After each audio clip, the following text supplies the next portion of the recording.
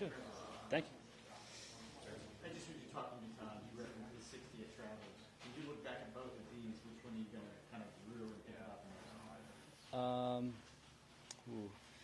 Probably that. I mean, obviously, like that one I had a way better look. On Travelers, I had like a 35-footer up a ridge. But the one at Travelers was kind of interesting because if you can picture the 9th hole at Hartford, it's that dog leg right, short par 4. And the pin was back right, so I hit driver, trying to be aggressive, get up there. And it went through the fairway, and it was like a perfect spot with a normal lie. And I mean, I had like the worst patch of rough on the golf course, right around my ball. And I did all I could just to reach the green from about 90 yards. And that course typically doesn't have a ton of rough.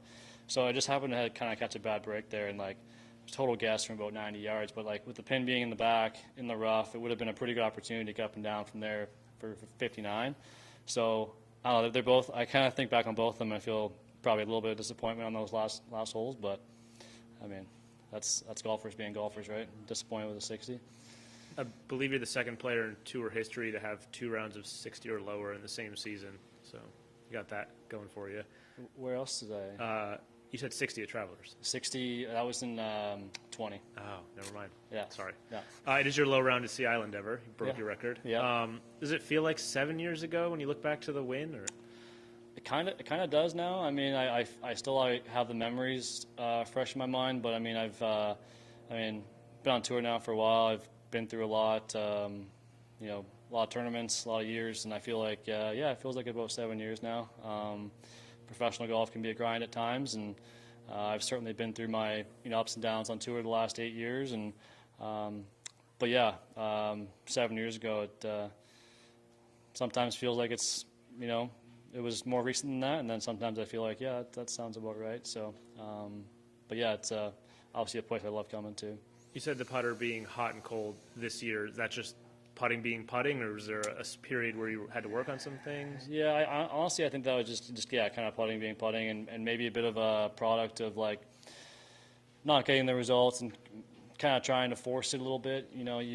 I feel like in this game, the harder you try, sometimes the worse it gets. So I think that sometimes you're not making putts and you try to make them more. You try like harder to make putts, and I think that is a recipe for going the other way with your putting. So that's probably a bit of it. This week I kind of just tried to free it up a bit on the greens, and so far it's been working out. The overall round, what do you feel like the keys were? What especially stood out? I'd say the putter. I mean, I putted nice, but I also drove the ball well. I mean, I was in just about every fairway, but in good positions, even if I wasn't in the fairway. So driver was definitely strong, but I probably give the nod to the putter. I mean, if I gain 5 strokes putting, it's a pretty good day.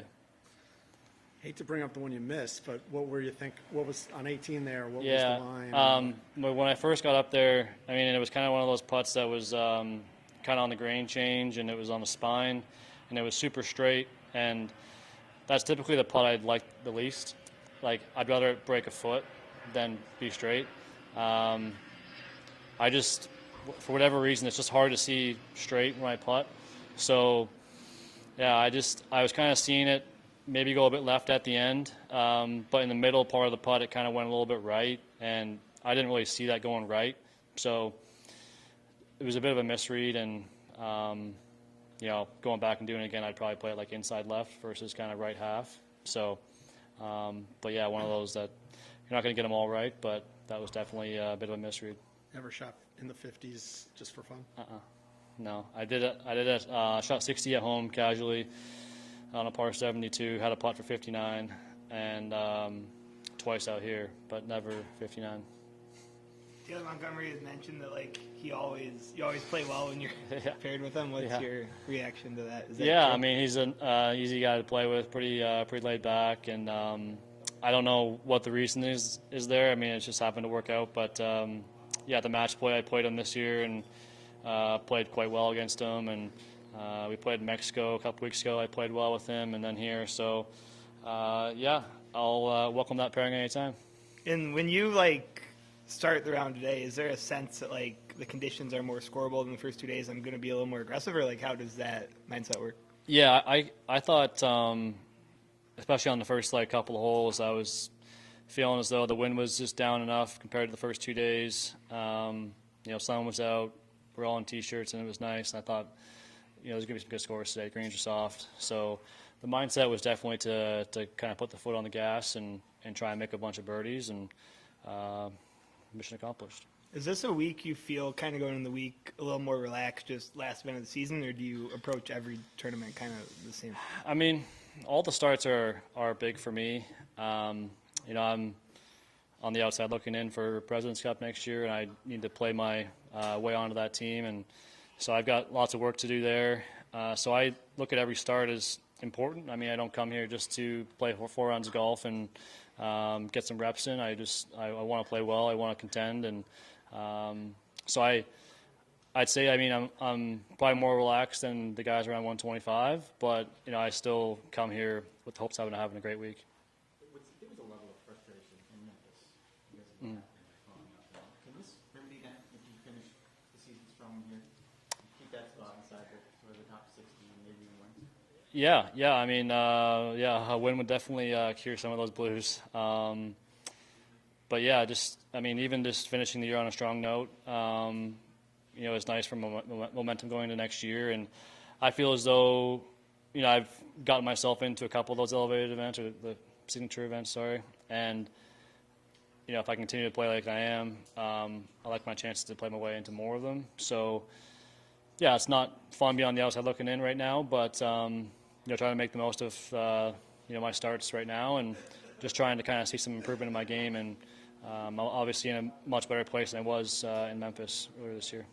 Just curious, the international team going to just straight off the world ranking, and then 6 captains picks. How do you feel about that? Do you like the clarity, or I don't know what's... Yeah, I mean, I guess there's a lot of clarity. You don't have to wonder what the points are like or how many points you get for a certain finish in a point system. So yeah, I mean, it's kind of back to the old system they had. I don't know if it necessarily gets your best 6 at the time. You might have a guy so high up in the world rankings that doesn't play well for 6 months leading up to it, but he stays inside the top 6. And I can see both sides of it, but it's definitely pretty clear what I need to do now. I mean, I need to get myself back in the top 50 in the world to have a chance, and so it'll be a bit of an uphill climb, but I know I've been there before and I can do it again. Thank you. Yeah, good. All right, thanks, guys. Good point.